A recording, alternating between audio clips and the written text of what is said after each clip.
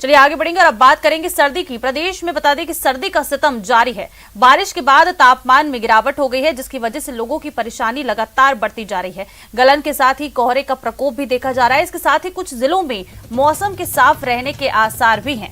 मौसम विभाग ने बता दें कि कई जगहों पर जो मौसम है वो साफ रहने के आसार भी जताए हैं। लेकिन फिलहाल देखिए जिस तरह से सर्दी के साथ बारिश हो रही है, इससे लोग जो हैं उनकी परेशानियां बढ़ गई हैं। तस्वीरों में भी आप देख सकते हैं कि किस तरह से एकाएक जो पश्चिमी विक्षोभ है उसके सक्रिय होने के बाद प्रदेश भर में जो मौसम है उसने एकाएक करवट खाई है। कई जगहों पर ओले जो है, बड़े बड़े साइज के ओले जो हैं वो पड़े हुए नजर आए हैं। लोगों के घरों तक में ओले गिर गए, जो वो घर से बाहर निकालते हुए भी नजर आए थे। इसके साथ ही बता दें कि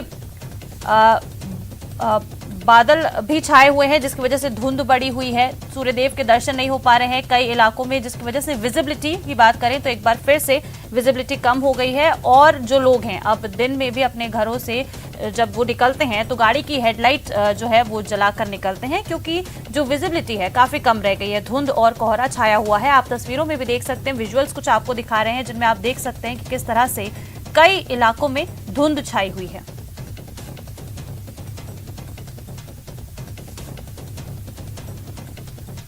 तो चलिए हमारे सहयोगी अलग अलग जगहों से हमारे साथ जुड़ रहे हैं, जो हमें मौसम को लेकर ज्यादा अपडेट देंगे। हमारे सहयोगी आशीष दौसा से जुड़ रहे हैं और दीपक पुरी भरतपुर से जुड़ रहे हैं। आशीष, सबसे पहले आपके पास आते हुए दौसा की बात करेंगे। सबसे पहले वहां क्या, जैसे कि तस्वीरों में आपके पीछे देख सकते हैं कि धुंध नजर आ रही है, फिलहाल वहां क्या कुछ टेम्परेचर है और मौसम विभाग ने आगामी दिनों के लिए क्या कुछ अलर्ट जारी किया है दौसा के लिए? आशीष। बिल्कुल, मौसम काफी ठंडा है और आज कोहरे का व्यापक असर दौसा में देखने को मिल रहा है। पिछले 2 दिनों से जिस तरह मावठ का दौर देखने को मिला था, उससे फसलों को काफी नुकसान भी हुआ था और काफी फायदा भी हुआ था। कुछ इलाकों में नुकसान था, कुछ इलाकों में फायदा था, लेकिन आज जो है वो कोहरा है। हम आपको दृश्यों में दिखाने की कोशिश करते हैं। ये कोहरा काफी ज्यादा है और जो कोहरे के चलते जो पूरा जनजीवन है वो प्रभावित हो चुका है। और इस कोहरे और बारिश और जो मावठ हुई है उससे क्या फायदा हुआ, हम किसानों से बात करेंगे, क्योंकि एक प्रगतिशील किसान हमारे साथ है, बाबूलाल शर्मा। इनसे बात करते हैं। ये खीरे की खेती करते हैं। किस प्रकार का जो बारिश आई है और ये कोहरा है, इससे क्या फायदा हो रहा है, क्या नुकसान हो रहा है? जी सर, इससे नुकसान और फायदे दोनों ही चीज हो रही है। इससे मैं वैसे ज्यादातर खीरे की खेती कर रहा हूँ। खीरे की खेती में इससे बहुत ज्यादा नुकसान हो रहा है। वैसे तो हमको जो गेहूं और चने और सरसों की फसल के अंदर एक पानी की सुविधा मिली है और वैसे काफी सारा नुकसान भी हुआ है। इससे जौ और गेहूं की फसल आड़ी पड़ी हुई है और सरसों की फसल में काफी नुकसान हुआ है।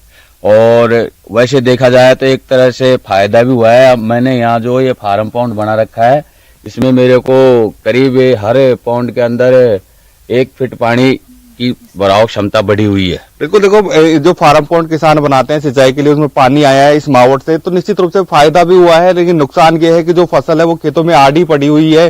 और दूसरा जो नुकसान हुआ है, क्योंकि जो सरसों की फसल है उसको काफी नुकसान है, क्योंकि कई जगह सरसों की कटाई शुरू हो चुकी थी, ऐसे में उनको काफी नुकसान हुआ है। तो कुछ फसलों में फायदा है, कुछ फसलों में नुकसान है। राजस्थान की सरकार इसके लिए गिरदावरी भी करा रही है। कल जिस तरह हमारी जिला कलेक्टर से बात हुई थी तो करीब 25 से 30% नुकसान बताया जा रहा है। इससे जो ओलावृष्टि हुई है, जो बारिश हुई है, उससे करीब 25 से 30% का नुकसान बताया जा रहा है। और उसकी एक रिपोर्ट भी भेजी गई है ताकि किसानों को पर्याप्त मुआवजा दिया जा सके और उनको सहायता दी जा सके। बात करें आज की, तो आज कोहरा काफी ज्यादा है। कोहरे के चलते सड़क और रेल यातायात प्रभावित हो रहा है, लोगों की दिनचर्या प्रभावित है। सुबह जो घर से लोग निकलते हैं वो आज समय पर निकल नहीं पा रहे हैं। ऐसे में निश्चित रूप से कोहरे ने पूरा जनजीवन प्रभावित कर दिया है। और आगामी दिनों की बात करें तो मौसम विभाग ने चेतावनी दे रखी है कि आगामी दिनों में 1-2 दिन इसी तरह की सर्दी रह सकती है। उसके बाद में मौसम में सुधार आएगा और जो तापमान बढ़ेगा, लोगों को सर्दी से भी राहत मिलेगी।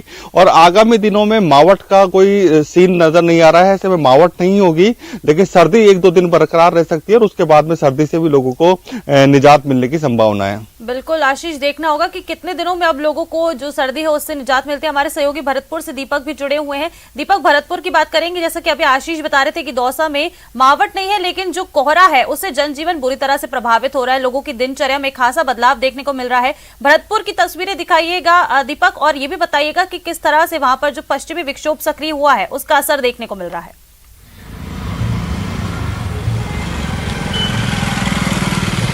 देखिए, इसका पश्चिमी विक्षोभ जो सक्रिय हुआ था उसका जो अच्छा खासा असर है वो भरतपुर में देखने को मिल रहा है। और भरतपुर में कल जो है बारिश हुई थी, कल से ही झमाझम जो है बारिश का दौर जारी था। और आज जो है आसमान में काले बादल छाए हुए हैं और चारों तरफ जो है धुंध छाई हुई है। लगातार जो शीतलहर है वो पड़ रही है, यानी कि सर्दी जो है वो लगातार बढ़ती जा रही है। और ऐसे में आम जनजीवन जो है वो प्रभावित नजर आ रहा है, लोग परेशान हो रहे हैं। अब आप देखिए, ये जो है भरतपुर की तस्वीर है, बीच चौराहे पर मैं इस वक्त मौजूद हूँ। ये जो रोड है वो आपको सुनसान नजर आएगा, कोई भी यहाँ पर जो चहल पहल है वो नजर नहीं आएगी, क्योंकि सर्दी का असर है। और इसी वजह से लोग जो है वो बाहर निकलने से बच रहे हैं, क्योंकि लगातार सर्दी जो है वो बढ़ती जा रही है। और मौसम विभाग के अनुसार अभी ये जो सर्दी है वो इसी प्रकार 5 से 7 दिन और इसी तरह रहेगी, क्योंकि गलन वाली जो सर्दी है वो लगातार पड़ रही है। और सबसे बड़ी बात है कि सर्दी के साथ साथ जो शीतलहर है वो चल रही है, और शीतलहर ही जो है सबसे ज़्यादा ठंडक बढ़ा रही है।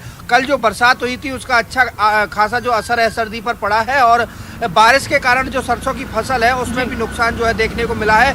इसको लिए जो जिला प्रशासन है उसने निर्देश दिया है कि जिनकी भी फसल जो है खराब हुई है उसकी 72 घंटे में जो है रिपोर्ट प्रशासन को दें, जिससे कि उसका जो मुआवजा है वो दिया जाए और उसकी जो रिपोर्ट है उसकी गिरदावरी करा के सरकार को जो है रिपोर्ट सौंपी जाए।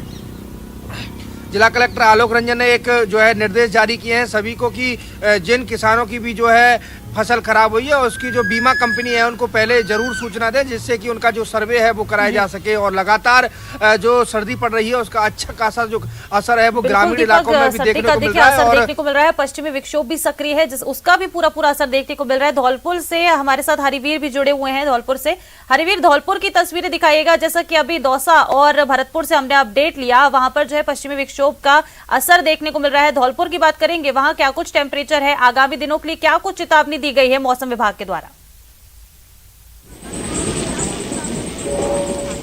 जी बिल्कुल रिश्का, अगर अपन धौलपुर की बात करें तो पश्चिमी विक्षोभ जब से सक्रिय हुआ है, जब से धौलपुर जिले में रविवार और सोमवार की रात को जो बरसात का दौर जो शुरू हुआ था वो रुक रुक कर जो देर सोमवार तक जो जारी रहा था, फिर एक बार तापमान में गिरावट आ गई है और ठिठुरन बढ़ गई है। मौसम विभाग के अनुसार धौलपुर जिले के में करीब 30 जनवरी को शाम 5 बजे तक 12 mm बरसात दर्ज की जा चुकी है। वहीं 31 जनवरी को कहीं कहीं हल्की बरसात होने की भी संभावना है और उसके बाद मौसम शुष्क रहने के भी संभावना जताई जा रही है। और 29 जनवरी को अधिकतम तापमान 21.8 डिग्री दर्ज किया गया और न्यूनतम तापमान 9.7 डिग्री दर्ज किया गया। वहीं 30 जनवरी को अधिकतम तापमान 15.60 डिग्री दर्ज किया गया और अगले 3-4 दिन में अधिकतम तापमान 21 से 26 डिग्री न्यूनतम और अधिकतम और न्यूनतम तापमान 8 से 12 डिग्री दर्ज करने जो संभावना है। हम आपको यहाँ तस्वीर, मौसम विभाग भी लगातार देखिए चेतावनी दे रहा है और